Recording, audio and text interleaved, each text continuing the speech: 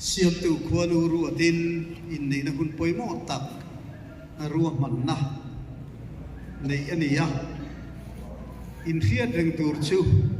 he thil hiani voina hian min siam tu kan pathian in a riat mai pialama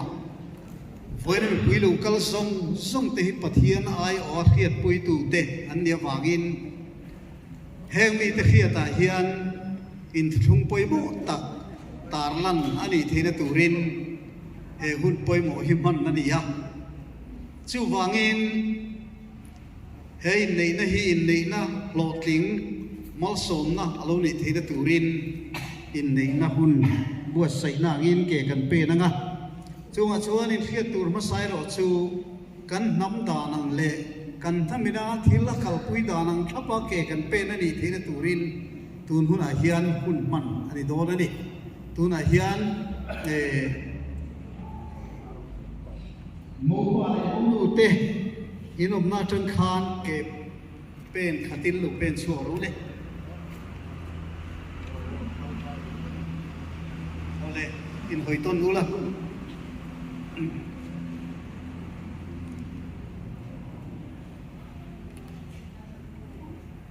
ta hian thil pakhat in hiat reng tur chu lalram luat ne na ka hiat tir che ka soyangin isoi mayanga tuna hian ka soyang zelin isoi don nia keilal ram lua hian tirole nang mal som sang hi nam sa kwa takatin pui turle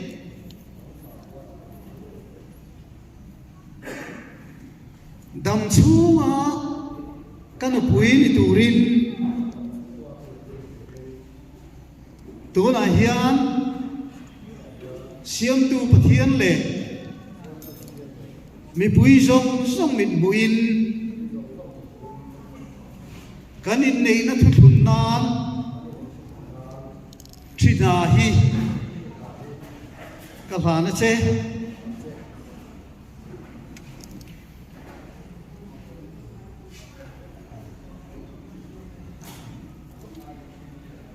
mal som sangi ka hiat tira che ka soyngin isoi don nia kei mal som sangi hian dang lalram lua hi kadam chunga ka pasal ni turle nam sa khwa taka tin pui turin siam tu pathian khiat pui na le mi pui lo kal song te khiat pui ne in tuna chang hian ka pasal takatan ka punta che ni ti in tin nan he sol kuan hi ka pe che ole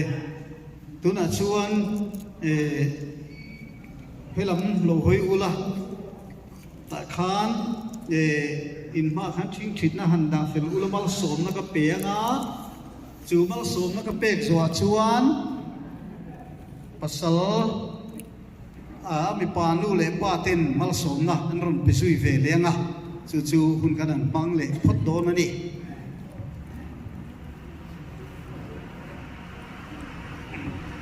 an lo thing chen le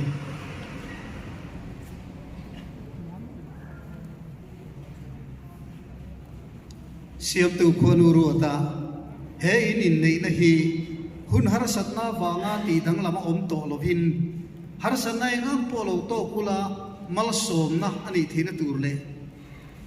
khovel hun kaldan pangai nga fanau mal som na te illo dona chung ko soprop nilo chung ko muingil tak illo ni thina turte he khovela in nei na som chu pathian ro puina niya namsa puate takaw tungding sela hilti thina chuan akai puina tur chewin he mal som sakna chumi chung khonu hilti thina chuan in khovel hun man tur song kai huain en kol sel chu ro se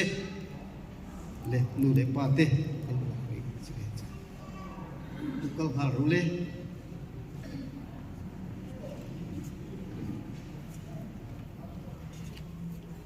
Panamal tuan soya lim taka om torin du sakna kahlana se. Panamal tuan soya lim taka dam chung om torin du sakna kahlana se.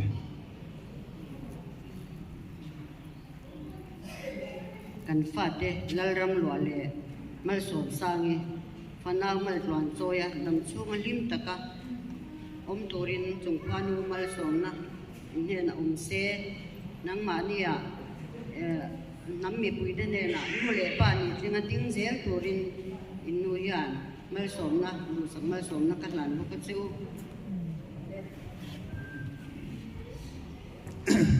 le ding la he ta hian khon thiang ti turin in lu pai lu churu le he la ma minu sang la ma mi pa lo kal sela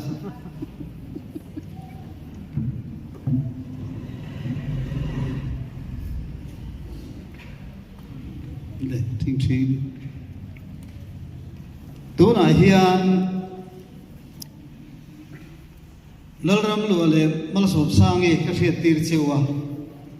tu na chuan nu pa bel khat sen kum khuwa in then le ngai to lo tura mal som sana donga khon thiang khon dun turin ka som cheu lo khon dun ru le